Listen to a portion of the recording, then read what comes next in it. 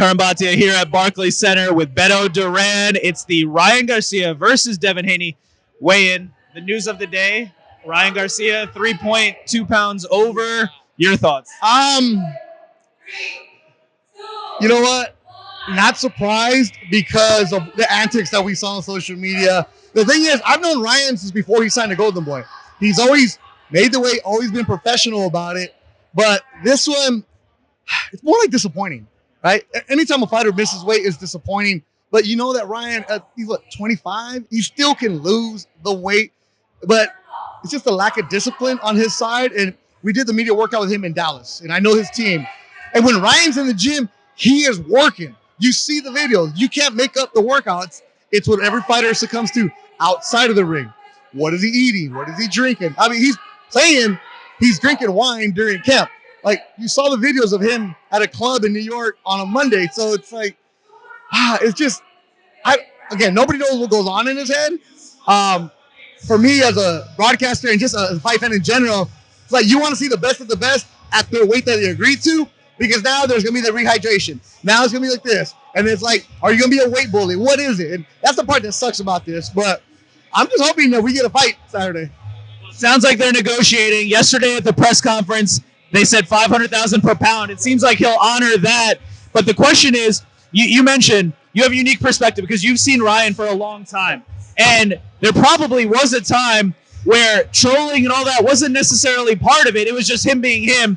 At a certain point, it's gone maybe from trolling to possibly mental health concerns, things like that. I don't know if it's where he's at. I don't know if it's the people around him. It could be the loss to Tank. Maybe that played a factor. What do you attribute all the, let's call it erratic behavior that we've seen from Ryan Garcia to? So Ryan is a beautiful case study of the modern social media athlete, because he's the one that started doing those crazy speed videos that went viral. He was the first one to go viral in boxing, right? So he was out there doing the work, and he knew what to do when he was 19. Okay, if I do this video, let me do an 8,000-minute routine that you're never going to see in a fight, but that goes viral, and people are like, oh, remember the videos would be like, oh, he sped him up. It's so crazy. So he knew how to work that. He knew how to make money off of his social media. I mean, we're all doing it now. Every reporter is like, hey, tag me this and that. But Ryan knew how to work that angle. But to see what he's evolved to social media-wise, a lot of it, okay, I don't know him well, just from being around him professionally. A lot of it is that he tweets is with the little wink in the eye. He even says it himself, right? He's trolling for the most part. Now, the other stuff that just goes off the rails, we know what we're talking about. I'm like, I don't know any of that stuff, man. Like, I don't want to know what he's talking about. I don't want to know involved with that, because at the end of the day, it's what are you doing in the ring? And, like, you know, he had a fight that he took off for mental health where he went to Hawaii, right?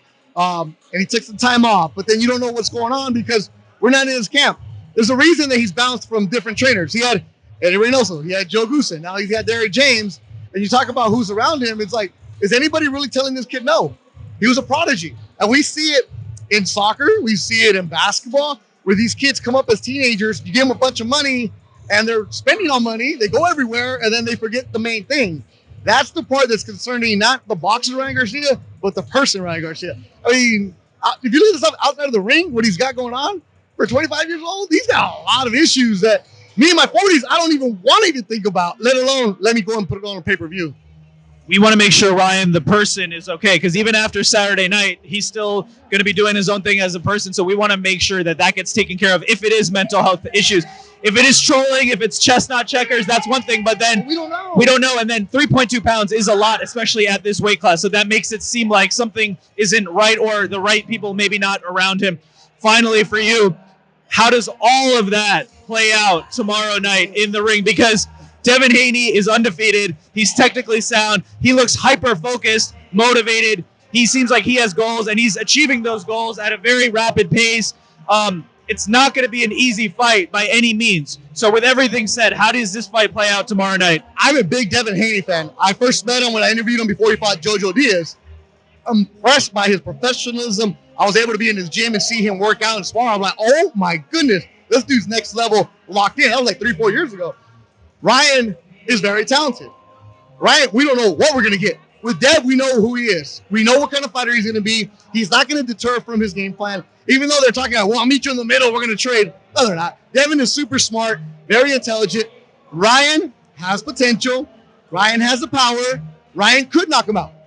Devin could knock him out. I don't think this fight goes the distance either way. I can't, because normally I have a feel for a fight. This one, zero clue. I know what I'm gonna get from Devin. I have no idea what I'm gonna get from Ryan, and that is the concerning part.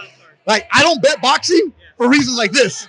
Like, I'd rather go to the track and bet on the animals instead of like what Devin and Ryan do, because I have no clue what happens. But I do think it will not go the distance.